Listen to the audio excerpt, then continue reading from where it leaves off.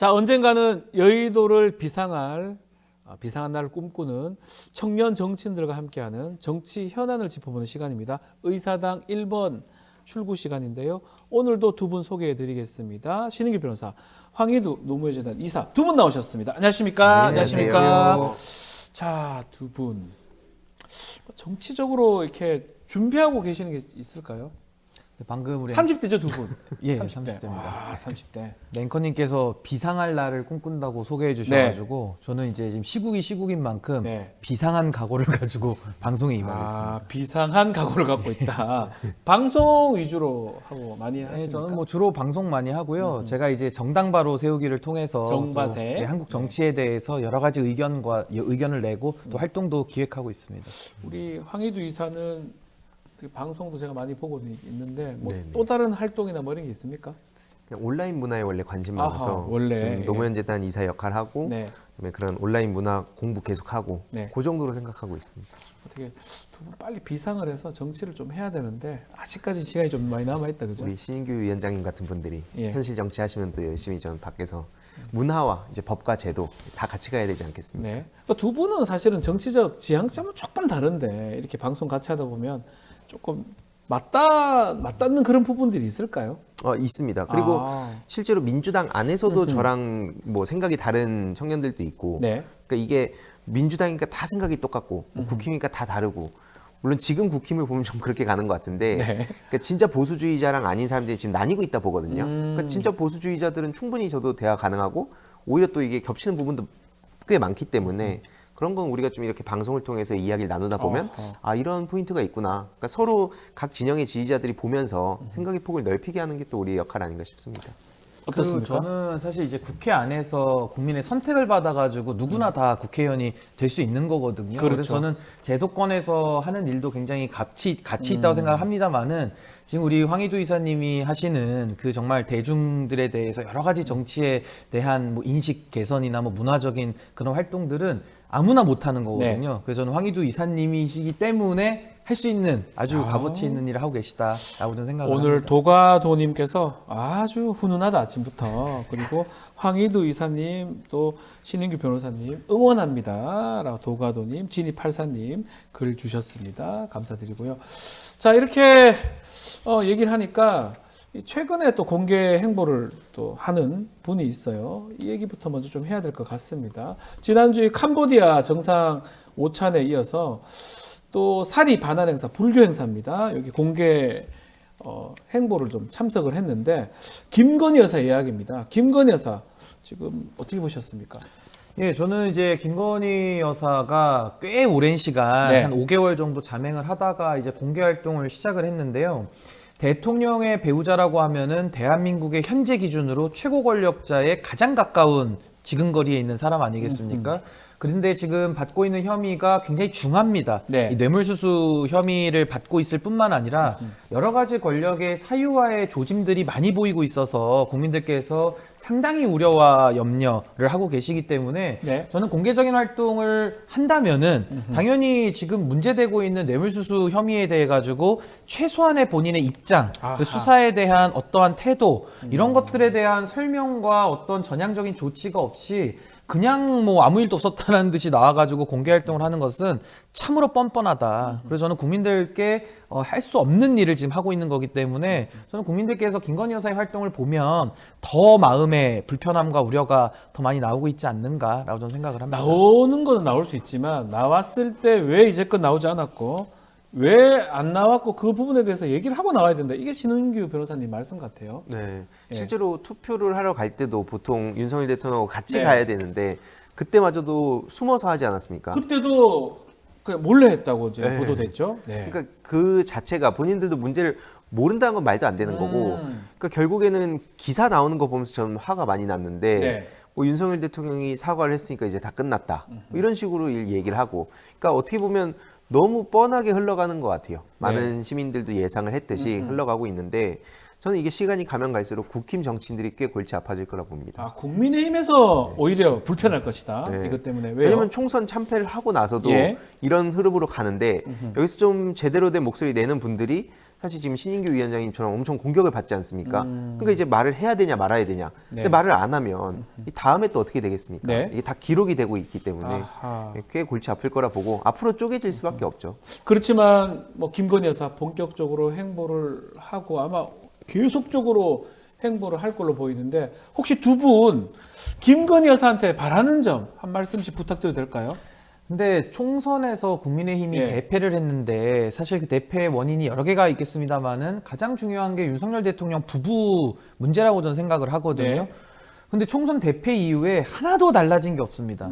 오히려 더 견고해졌다 그럴까요? 그러니까 김건희 여사에 대한 그 성벽이 네. 성역의 성벽이 훨씬 더 강화된 느낌을 지울 수가 없기 때문에 저는 뭐 김건희 여사에게 제가 달리 당부할 말은 없고 네. 그냥 법과 원칙에 따라서 전 수사를 받는 것만이 그냥 김건희 여사의 운명이다. 저는 그렇게 말씀드리고 싶습니다. 수사나 받아라. 아유 죄송합니다.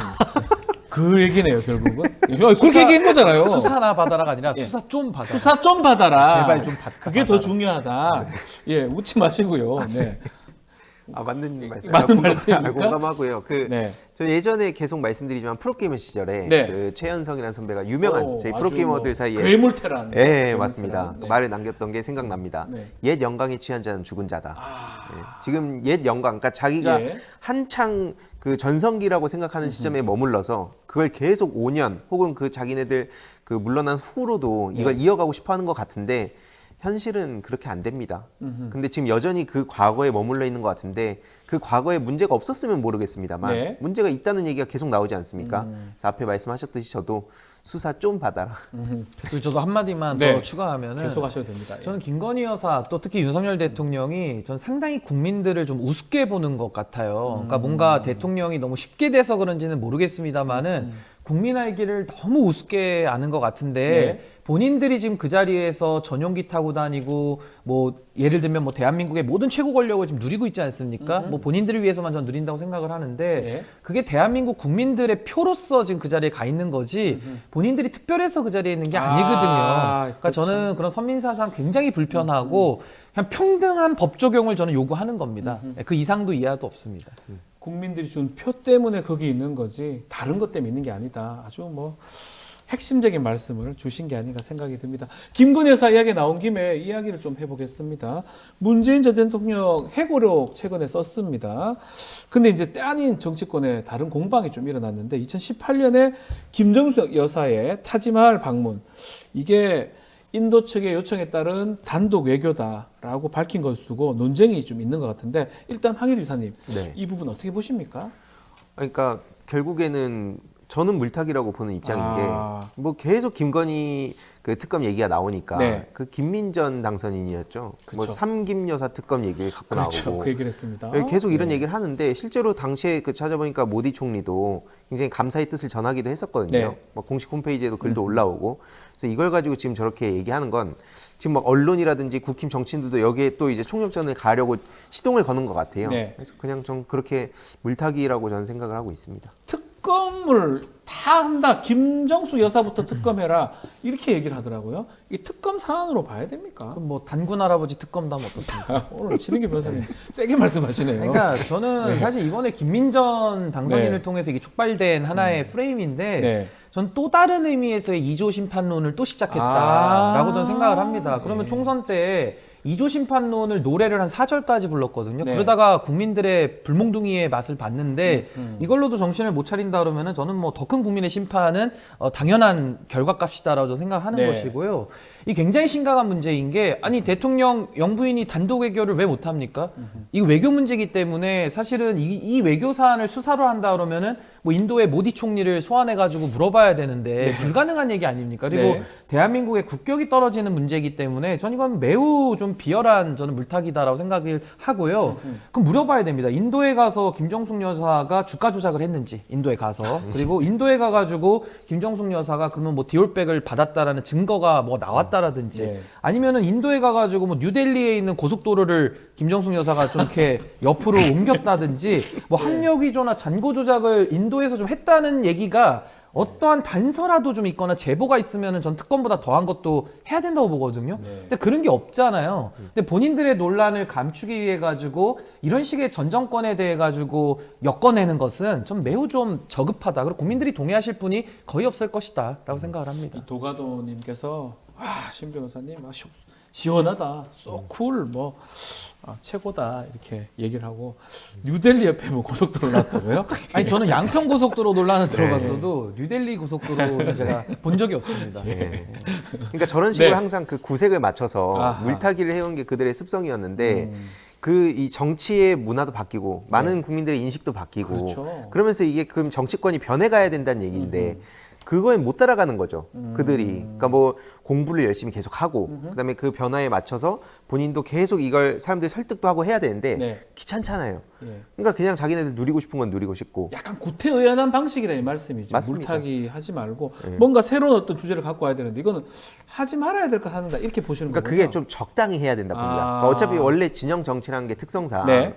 무조건 뭐 우리가 그 많은 국민들이 바란 대로 깔끔하게 네. 막 정말 다 객관적으로 하는 거는 현실에서 저도 어렵다고 보거든요. 예. 그러니까 그런 거에 대해서 제가 하나하나 따지자는 게 아니라 이거는 해도 해도 너무한 거 아닙니까? 아. 지금 여태까지 그 한 2년 동안 지켜봤는데 대통령이 혹은 그 김건희 씨가 변화가 아예 없으니까 그러니까 이제 이번에 총선에 심판을 한 건데 네. 근데 갑자기 나와가지고 아까 이조 심판 말씀하셨듯이 그때도 또 그것 때문에 박살 났어요. 그리고 또 갑자기 뭐 삼김 여사 특검 얘기하면 네. 뭐 어쩌자는 건가 싶습니다. 아니 그리고 외교에서도요 네. 대통령이 모든 나라를 다 갈 수는 없지 않습니까? 보통 어느 뭐 대통령 취임식 있다 그러면 대통령 특사 보내거든요. 네. 그러니까 그런 것처럼 대통령의 배우자도 상대국에서 요청을 해가지고 뭐 특사 비스무리하게 갈 수가 있는 거예요. 그러니까 그걸 단독 외교 그 자체를 갖다가 김건희 여사의 명품백 수수나 이런 뇌물 혐의와 등치시켜서 수사하자라는 이 논리 자체가 그러네요. 저는 뭐 제 머리로는 잘 이해가 되진 않습니다. 이해가 잘 안 된다. 네, 알겠습니다.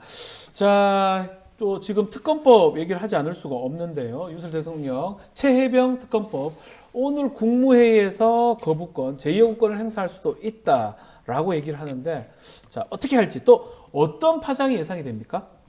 실제로 윤석열 대통령이 최근에 그 기자회견에서도 그냥 수사 타령을 하면서 또 밀었다는 게 드러나지 않았습니까? 네. 그래서 그냥 우리가 예상하듯이 거부권 행사할 거로 보이고 지금 야 7당이 뭉쳤잖아요. 네. 그래서 25일에도 그 이거에 대한 목소리를 좀 낸다고 하는데 결국에는 우리가 지금 예상한 그 흐름대로 쭉 이어질 것 같습니다. 네. 자, 뭐 만약에 이게 거부권이 오늘 행사가 된다 그러면 28일 정도 아마 국회 21대 국회 마지막 본회의가 될 걸로 보이는데 통과가 될까요? 아니면 그냥 없어질까요?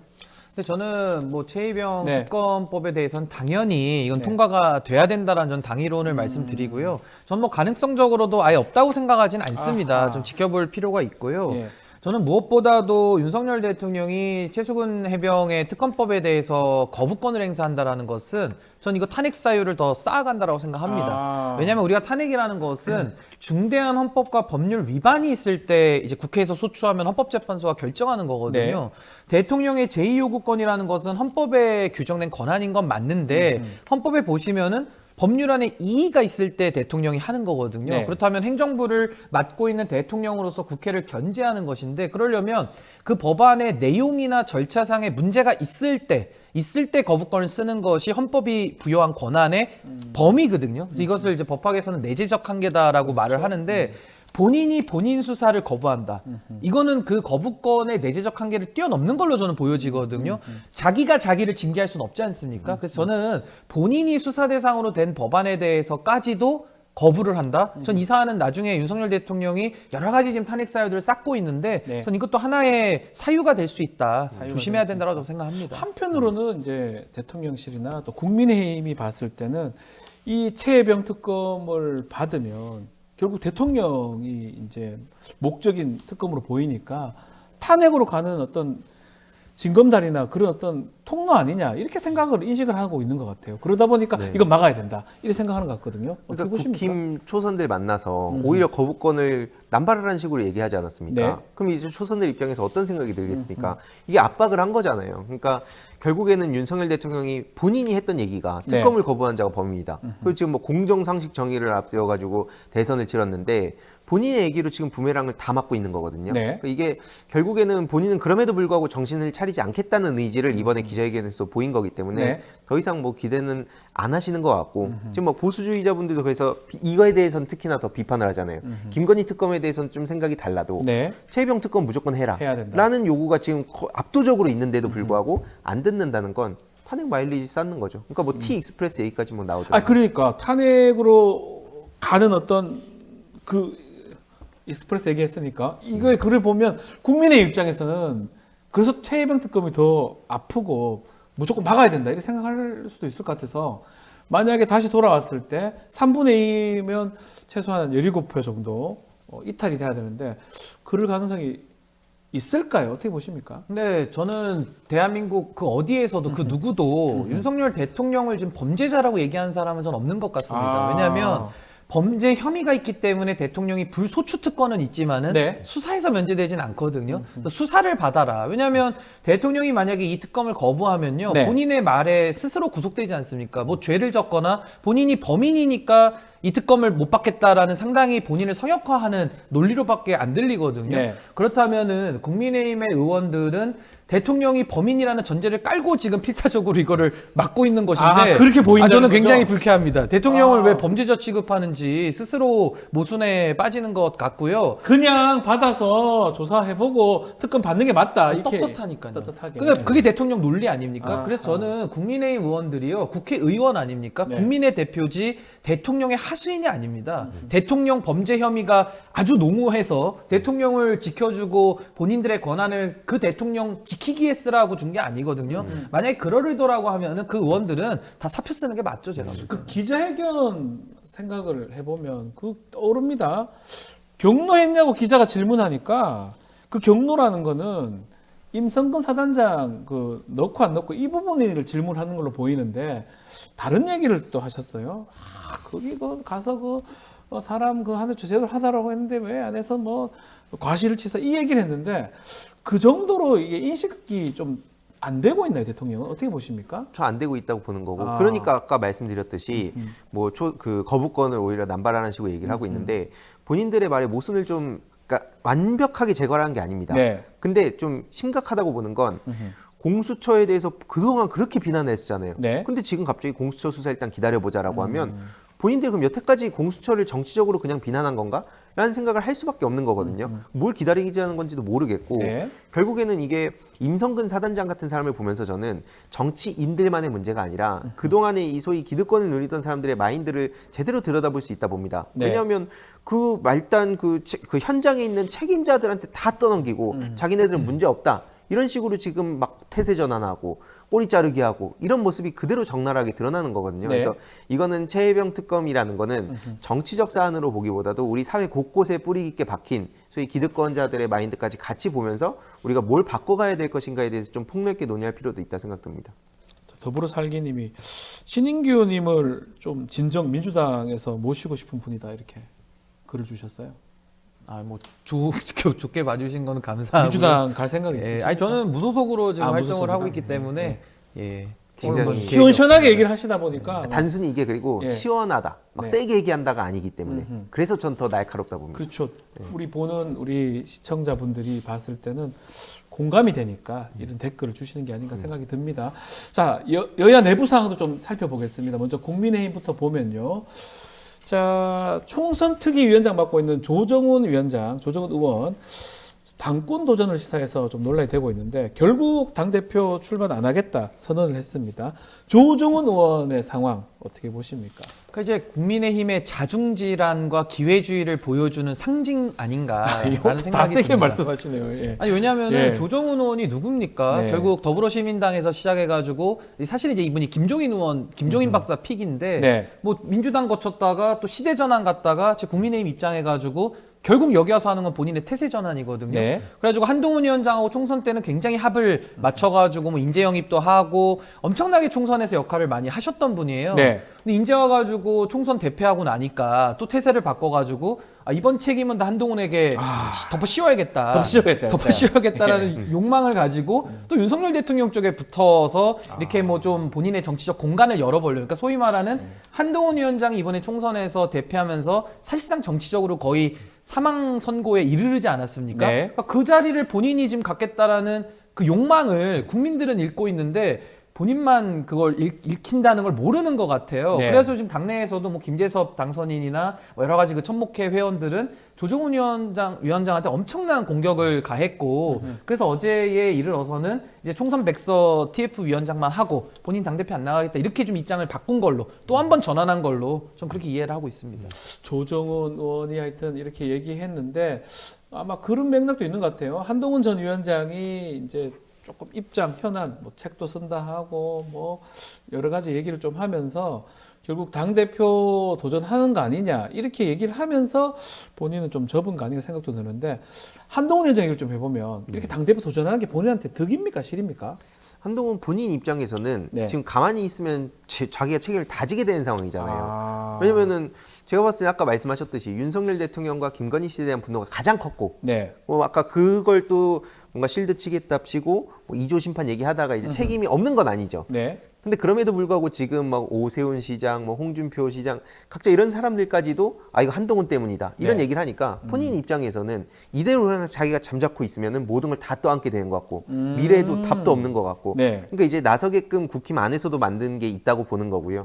근데 이제 나서게 된 게 과연 그럼 도움이 되는 거냐? 네. 본인이나 혹은 국힘에 도움이 되냐? 이건 또 다른 차원의 문제인 것 같습니다. 어떻게 나올까 전당대회? 나온다고 봐야 됩니까? 뭐 전당대회는 나온다고 보고요. 한동훈 위원장을 보면은 물론 이번에 총선 패배에 2조 심판론 큰 네. 책임이 있거든요. 그럼 그 책임만큼만 맞아야 되는데 소위 과거에 무슨 뭐 어떤 재벌회장님이 뭐 맥값 이런 논란도 좀 있었잖아요. 아, 예, 예. 전 한동훈 위원장 보면 지금 거의 뭐 대리해서 매를 맞아주는 다 맞았다. 맥값을 지금 치르고 있는 거 아닌가라는 아하. 생각이 좀 들어서 예. 좀 안타까운 마음은 있는데 네. 근데 맞을 짓을 했으니까 당연히 저는 책임은 물어야 된다. 그래서 저는 이번에 전당대회에 출마는 한다고 예상하지만은 그렇게 당내에서 저는 뭐 당선까지 되기는 되게 어려울 것이다. 조금 저는 뭐 어렵지 않을까라는 생각도 좀 듭니다. 어려울 것이다. 그럼에도 지금 상황에서 안 나올 수는 없는 상황이다. 잊혀질 수는 없다. 이렇게 아마 두 분 다 분석을 주시는 것 같은데, 자, 그 맥락에 정부 어떤 정책 관련해서 또 입장을 또 표명했어요. 그게 해외 직구 규제 대책 발표 요 부분인데, 그거 SNS에 한동훈 위원장도 입장을 밝혔는데, 이것 정책 얘기를 좀 해보면요. 사흘 만에 철회를 했습니다. 뭐 대통령실에서는 윤석열 대통령 보고를 받지 않았다 이렇게 선을 그었는데 어떻게 봐야 됩니까? 해외 직구 얘기 뭐 갑자기 얘기했다가 뭐 얼마 안 돼서 이렇게 그어버리니까 탁상 행정 아니냐 공론 아니냐 이렇게 얘기를 하는데 어떻게 보십니까? 저는 이거 보면서 좀 놀란 게 네. 여태까지 그 누구도 하지 못했던 네. 커뮤 대통합을 해내더라고요. 그러니까 그렇습니까? 세대, 성별을 다 떠나서 지금 엄청난 비판의 목소리가 쏟아졌고 그러니까 그 어떤 안전성이란 명분을 앞세웠지만 네. 결국에는 지금 혼란만 야기하고 그다음에 이제 그 과정에서 또 결국 대통령이나 대통령실을 몰랐다는 식으로 빠져나가려 하고 네. 그 앞에 막 차관 같은 사람들 나와서 얘기하게 하고 이 전형적으로 윤석열 정부가 2년간 어떤 식으로 국정 운영을 해왔는가를 그대로 보여주는 장면이었고 네. 그 이 유명 유튜버들도 이거에 대한 리뷰에서 막 몇백만씩 나오더라고요. 네. 그 댓글 보면은 민심이 아주 안 좋다는 걸 알 수 있는데 그 여태까지 대통령실이나 국힘에선 무슨 비판만 하면 이게 좌파 생각이라고 했잖아요. 네. 그럼 그런 채널에 댓글이 막 달리는 몇천 개들이 다 좌파들만 다는 거냐? 좀 한번 제대로 그 댓글들만 쭉 봤으면 좋겠습니다. 댓글 조금 읽어봐라. 대통령실의 해명을 어떻게 보셨습니까? 대통령은 몰랐대요.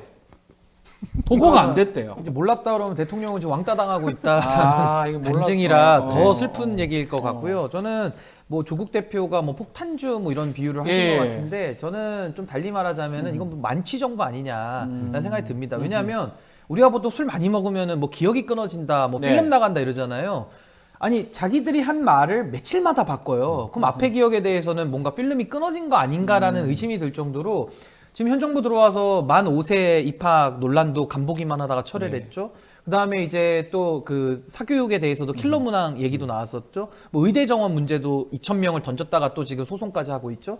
지금 계속 그 정책에 대해서 신뢰를 잃어가면서 던져놓고 이제 여론이 불이 나면은 또 뜨거워하면서 철회하는 네. 이 대표적인 사례가 저는 KC 인증 규제 그 네. 직구 문제라고 좀 보는데 결국 윤석열 대통령이 알았다고 해도 무능한 것이고 몰랐다고 해도 무능한 것이고 모든 책임 져야 되기 때문에 저는 굉장한 정책에 혼란을 가져왔고 앞으로 윤석열 정부가 철회한다라고 밝혀도 이제 그 말도 못 믿는 믿을 수가 없을 정도다. 그렇죠. 이제 정부는 뭐 무신뢰 정부가 되는 이런 상황으로 된 것이 매우 안타깝습니다. 그러니까 두 분이 모실 때는 이게 뭐 여야 좌우 남녀노소 구별 없이 이건 정말 정책에 대한 신뢰가 떨어지는 상황이 된다. 그게 이렇게 보시는 결국에는 거군요. 예, 저도 그 되게 심각하다고 보는 예. 게 본인들이 그냥 말했다가 모르고 욕먹고 이 차원의 문제가 아니라 이 국가 차원으로 보면 정치 전반에 대한 신뢰가 무너지는 거잖아요. 네. 이 무너진 걸 쌓는 건 굉장히 오랜 시간이 걸립니다. 그러니까 이제는 정치인들이나 혹은 뭐 정부에서 누가 나와서 얘기를 하면 믿을 수 있겠냐. 또 대통령 지금 보고 안 했는 거 아니야? 이렇게 생각할 수도 있는 맞습니다. 거잖아요. 그러니까 예. 또 앞서 얘기했던 사안들 때문에 또 싸우게 되면 네. 필연적으로 싸우게끔 만들고 있잖아요. 네. 싸우면 맨날 싸운다. 또 아하. 이런 식으로 하면 또 정치에 관심이 끊어지고 네. 계속 그런 쪽으로만 분위기를 몰아가는 것 같아서 우려됩니다. 그러니까 저는 네. 윤석열 정부가 이제 양치기 소년이 돼서 누구도 이제 늑대가 나타났다는 말을 안 믿게 되는 상황을 자초한 것이고 네. 이게 지금 뭐 국민들만 열받게 한 게 아니라 여당 내에서도 지금 불을 질러 나가지고 뭐 한동훈 위원장이 참전하면서 판이 커졌는데 그렇죠. 이제 어제는 뭐 유승민 대표와 오세훈 시장의 거의 다 나왔어요. 그런 좀 설전도 있었고 예. 아무래도 오 시장은 정부를 좀 옹호하다가 그렇죠. 또 엄청난 역풍을 맞고 있거든요. 근데 전 참 이런 상황들이 여당 내에서도 자중질환을 더 가속하고 있다라는 생각이 듭니다. 자, 민주당 이야기도 좀 해보겠습니다. 이재명 대표는 국회의장 경선 결과 반발하고 있는 지지층 탈당을 좀 하니까 좀 달래기를 하는 모습인데 민주당 상황 좀 짚어주시죠. 이게 지금 당원들 입장에서는 네. 일단 이 강성 지지층이라고 많이 묘사가 되긴 네. 하는데 저는 그 강성이라는 걸 자꾸 주목을 하면 네. 또 사람들이 자꾸 극단적으로 그냥 목소리를 내고 너무 과격하다 이런 쪽으로 흘러가는 오늘 것 같거든요. 댓글도 강성하고 열성이다. 예. 그러니까 왜냐면은 이게 어떤 차원에서의 어떤 목소리를 내서 강성으로 이렇게 분류가 되냐. 네. 이걸 좀 주목을 해서 보도를 했으면 좋겠는데 그런 건 자꾸 안 하고 또 이번에 뭐 강성, 뭐 팬덤 이런 얘기가 나오면서 그 지점을 주목해갖고 보도하더라고요. 네. 그렇게 볼 사안은 아니고요. 왜냐면 우리가 최희병 특검에 대해서 야칠당이 다 힘을 합치고 있는데 네. 그것도 그럼 강성이라고 누군가 볼 수 있는 겁니다. 그러니까 그런 뭐 강성이냐 아니냐가 중요한 게 아니라 당원들 입장에서는 우원식 의원을 싫어한다, 문제다 이렇게 보는 것도 아닙니다. 네. 핵심은 당원들의 그 압도적인 요구가 있었는데 왜 추미애 당선인이 갑자기 떨어지고 우원식 의원이 올라갔냐? 그럼 그 과정에 대해서 그러면 제대로 설명이라도 해달라. 네. 근데 그 89명의 정치인들이 제대로 설명도 못 하고 있으니까 그럼 본인들도 뭔가 문제가 있으니까 말을 못 하는 거 아니냐? 이런 식으로 지금 귀결이 되는 거거든요. 네. 특히 22대 국회에서는 제발 당원들의 목소리를 좀 제대로 귀 기울이는 그런 정치인들이 됐으면 좋겠다 해서 많이 정치에 관심을 갖고 목소리도 내고 뭐 오프라인 행사도 가고 했는데 후원도 하고 근데 막상 시작도 전에 이렇게 뒤통수를 맞았다는 느낌 받으니까 이렇게 분노의 목소리가 이어지고 있다고 봅니다. 일부만 이런 건가요? 많은 민주당원들이 좀 불만을 갖고 있는 건가요? 뭐 저는 상당수의 그런 좀 여러 목소리를 강하게 주장했던 당원들이 지금 좀 이탈하고 있는 행렬까지도 보도가 나오는 걸로 봐서는 뭐 나름의 지금 내홍이 확인되는 거는 맞는 것 같고요. 네. 근데 저는 좀 생각해볼 지점이 있는 것 같습니다. 왜냐하면 이 사안에 대해서는 우원식 의장이 되면서 사실상 이제 친명 프레임, 그러니까 사당화 네. 논란은 좀 벗은 것도 좀 있거든요. 예. 게다가 우원식 국회의장이 되면서 민주당이 만약에 추미애 의원이 의장이 됐더라면은 아마 민주당의 공간은 상당히 좀 줄어들었을 겁니다. 이제 국회 시간이 되면서 네. 이 추윤 갈등에 또 그런 식의 언론에서 그 프레임을 잡길 좋아하기 때문에 네. 그래서 저는 오히려 민주당의 입장에서는 더 좋은 면도 있다. 그래서 저는 이것이 바로 그 민심을 더 왜 귀 기울이지 않느냐라는 당원들의 목소리에는 저는 당연히 정치인들은 귀를 기울여야 되지만은 이 국회의장에 대해서는 국회의원들이 뽑도록 제도가 다 되어 있는 간선의 형태인데 여기에 대해서까지도 내 의견이 반영 안 됐으니까 난 탈당할 것이다.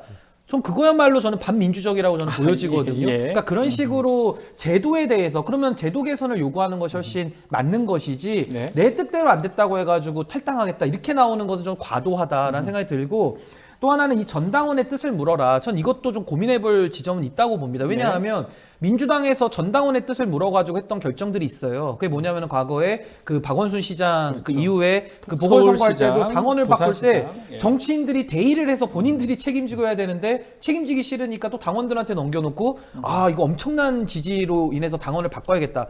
바꿨을 때 민심과의 괴리되는 면을 많이 경험했거든요. 예. 제가 뭐 하나의 예가 좀 비약일 수도 있겠지만은 조금 이게 전당원 투표를 상시화시키거나 당원들의 뜻만을 쫓아야 된다라는 그런 좀 비약적인 논리도 조금은 조심할 필요가 있다라는 생각이 이게 듭니다. 되게 말씀 뭐 주십시오. 중요한 얘기고 이건 사실 길게 토론을 해보고 싶은 주제인데 맞습니다. 왜냐면 우리 그 신인규 위원장님께서 이제 민심 100%를 강조하시는데 예를 들어서 이게 우리가 민심 어떤 다수의 사람들이 바라는 뭐가 있는데 네.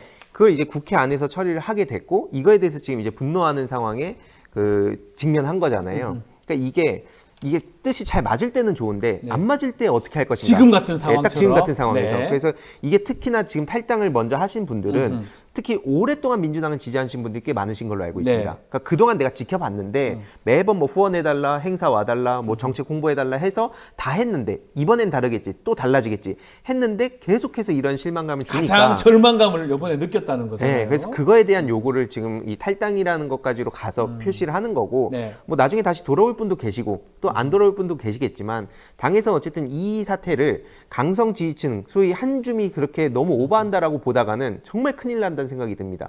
이 사태를 정말 심각하게 봐야 된다 봅니다. 자, 미니님, 신인규 너무 잘한다. 또 항의도 너무 잘생겼다. 막 글들이 많이 나옵니다. SKP님, 오늘 그냥 제가 지어내서 죄송합니다. 네. 네. 잘한다 저는 얘기가 많이 동의했습니다. 나옵니다. 예, 잘한다는 얘기가 많이 나옵니다. 항의도 신인규 좋다란 얘기. 알겠습니다. 자, 오늘 이야기는 여기에서 마무리를 하겠습니다. 신인규 변호사, 항의도 있어. 감사합니다. 고맙습니다. 감사합니다. 네.